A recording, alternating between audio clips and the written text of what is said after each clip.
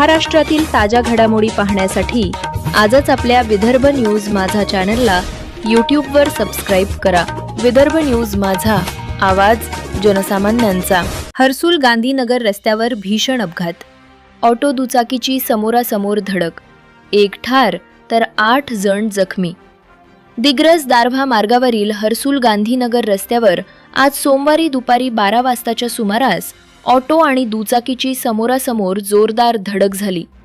मिळालेल्या माहितीनुसार मोख येथून दिग्रसकडे जाणारा ऑटो आणि दिग्रसहून दारव्हा दिशेने जाणारी दुचाकी यांच्यात हा अपघात झाला।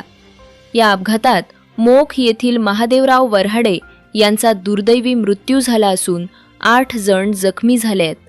अपघातानंतर घटनास्थळी उपस्थित नागरिकांनी तात्काळ मदत करत जखमींना उपचारासाठी दिग्रस ग्रामीण रुग्णालयात दाखल केले। पुढील तपास सुरू आहे।